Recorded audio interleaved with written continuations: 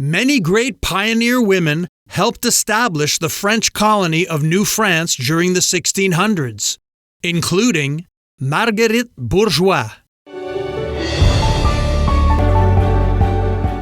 Saint Marguerite Bourgeoys, who lived from 1620 to 1700, was born in France to a large middle-class Christian family.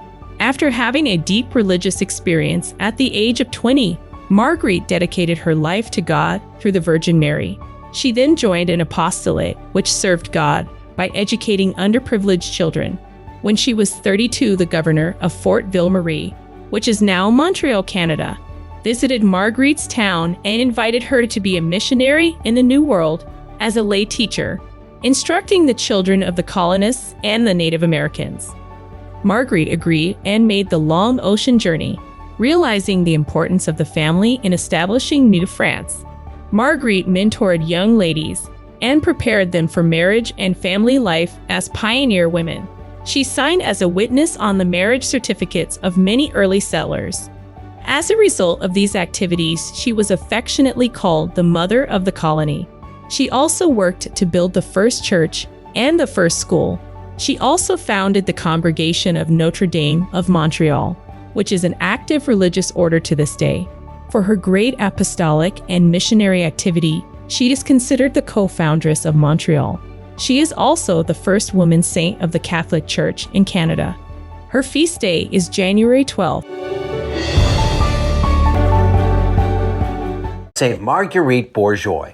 Born in France in the early 17th century, Marguerite joined the Confraternity of Notre Dame when she was in her mid-teens and soon became a teacher. She applied for entrance into the Carmelites but was not accepted. Not long after, the governor of the new French settlement in what is now Montreal met Marguerite while visiting France and his sister and asked her to come to Canada to start a new school. When she arrived in 1653, the settlement had just 200 people and no children, so she used her time and her efforts to build the first permanent church, Our Lady of Good Counsel. Eventually, children did come along, and Marguerite realized she'd need help, so she traveled back to France and recruited her friend, Catherine Chrono, and two others. She was given a stone stable to teach her students in and started a school, going back to France a second time to recruit 6 more women to teach. Marguerite founded the Congregation of Notre-Dame, and in addition to teaching, she and others provided care and housing for young women coming to the New World while interviewing the young men who hoped to marry them. She also started a school for Indigenous girls. She once wrote, "All I have ever desired is that the great precept of love of God above all things and of love of neighbor as oneself be written in every heart." She died on this day in 1700 at the age of 79. The fabulous Saint Marguerite Bourgeoys, one of Canada's first saints. Back in 17th century Montreal, the winters may have been frosty, but folks there were warming up to a new way of life. Marguerite was living in France when the governor of Montreal paid a visit to recruit educators to come and teach in the New World. Since her plans to enter religious life had not panned out, she said, "Count me in," and packed her bags to move to the Canadian wilderness. But Marguerite was no ordinary pioneer. She established the Congregation of Notre Dame, basically a squad of awesome ladies dedicated to teaching girls. Her first school opened in Montreal in 1658, and her approach emphasized practical skills alongside traditional academics. And talk about breaking barriers. Marguerite was the ultimate inclusion champion. She welcomed Indigenous girls into her schools, turning education into a celebration of diversity and friendship. She also became the first certified lay teacher in New France, which at the time was a male-dominated field. She believed in the transformative power of education for women. Saint Marguerite Bourgeoys, the trailblazer of good vibes, worked tirelessly to establish a sense of unity among the settlers and Indigenous people of the New World. Saint Marguerite Bourgeoys was born in France to a large middle-class Christian family. After having a deep religious experience at the age of 20, Marguerite dedicated her life to God through the Virgin Mary. She then joined an apostolate which served God by educating underprivileged children. When she was 32, the governor of Fort Ville-Marie, now Montreal, Canada, visited Marguerite's town and invited her to be a missionary in the New World as a lay teacher, instructing the children of the colonists and the Native Americans.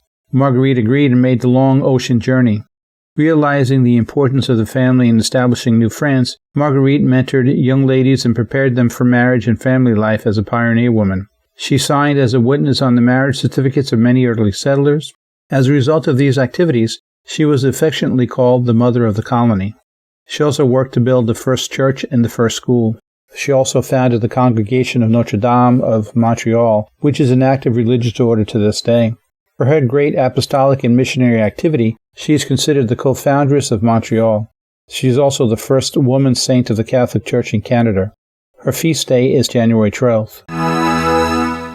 The Chapelle Bon Secours, or the Good Savior Chapel. It is Montreal's oldest chapel. It dates back to the period when the French were here.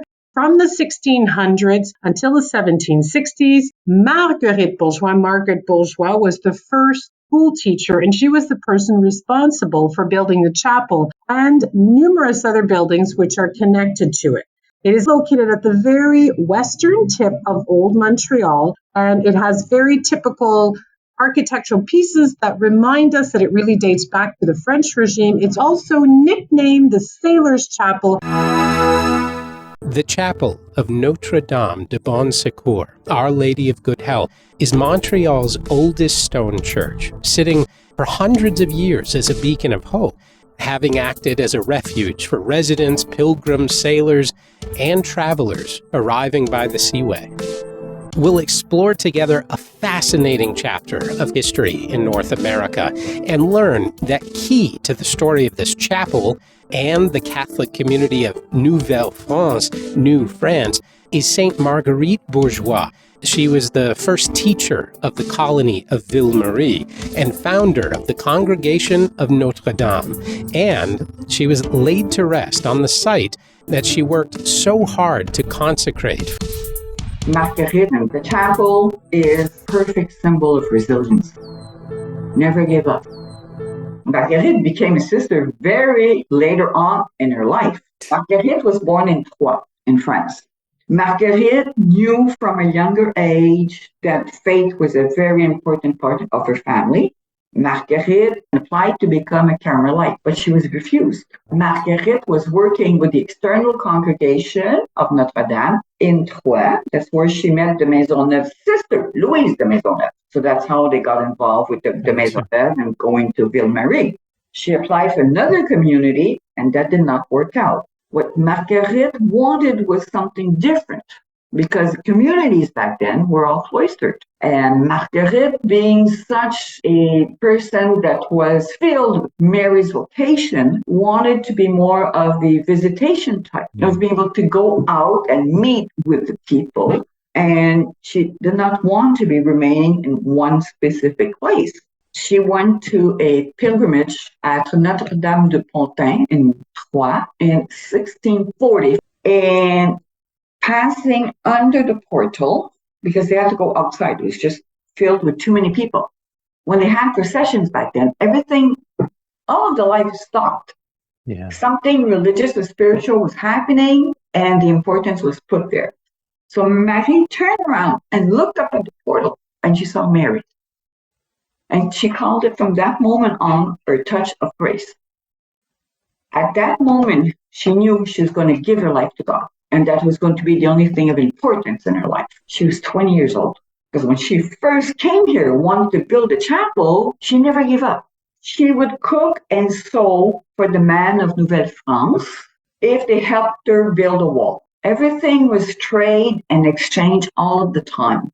She actually went back to France. Marguerite did the trip from Troyes to Ville-Marie 7 times in her life. That trip was about 3.5 months long in the worst conditions possible. So she did that all of those times. That's a couple of years of her life. She went back to Troyes to get more sisters to help build the community here.